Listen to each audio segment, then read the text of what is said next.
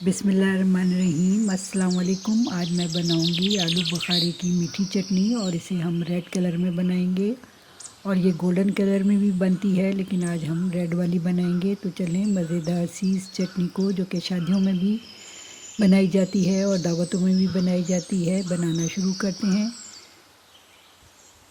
तो सबसे पहले एक देगची में हम ले लेंगे 1 लीटर पानी और देगची को चूल्हे पे मैंने रख दिया है और गैस के फ्लेम को ऑन कर दिया है। अब 1 कप आलू बुखारा है जिसे मैंने पानी में भिगो के रखा हुआ था, ये भी डाल देते हैं और पानी समेत इसको डाल देंगे। और अब इसको यहाँ पे अच्छी तरह से मिक्स करके इसको पकने देंगे और पानी में एक उबाल आने देंगे। देखिए ये पानी में अच्छी तरह से उबाल आ चुका है और इसको थोड़ा सा चला लेते हैं और अच्छी तरह से इसको मिक्स कर लेते हैं।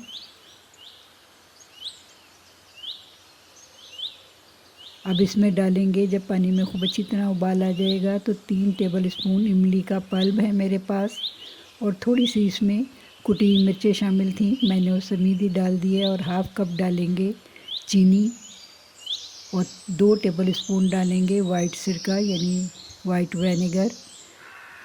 इसको मिक्स कर लेंगे इन सब चीज़ों को। और अब इसमें डालेंगे हाफ़ टी स्पून सफ़ेद ज़ीरा पाउडर, हाफ़ टी स्पून पिसी हुई लाल मिर्चें, हाफ़ टी स्पून कुटी हुई लाल मिर्च और 1/4 टीस्पून इसमें डालेंगे नमक, 1/4 टीस्पून काला नमक। और हम क्योंकि रेड वाली चटनी बना रहे हैं तो हम 1/4 टीस्पून का भी आधा इसमें डालेंगे रेड फूड कलर। और इन सब चीज़ों को अच्छी तरह मिक्स करेंगे और अब इसे पकने देंगे जब तक कि ये थोड़ी सी गाढ़ी ना हो जाए। तो देखें अब ये थोड़ी सी गाढ़ी होना शुरू हो गई है और ये आलू बुखारा भी काफ़ी हद तक गल चुका है, लेकिन अभी हमने इसे और पकाना है। आलू बुखारे को भी अभी और गलाना है, लेकिन उससे पहले हम इसमें कुछ ड्राई फ्रूट डाल देंगे।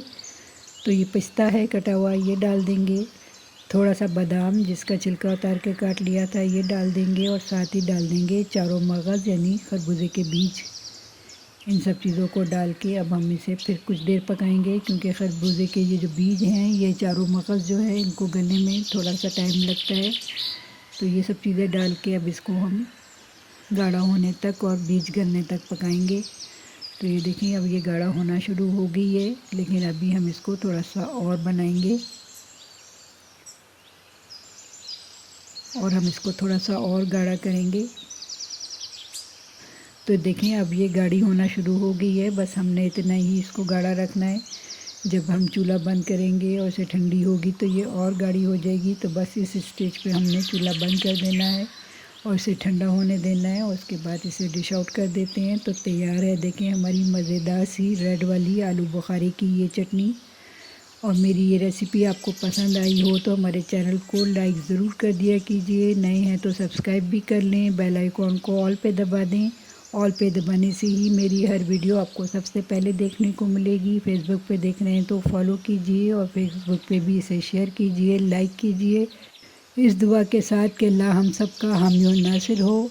अगली वीडियो तक के लिए अल्लाह हाफिज़।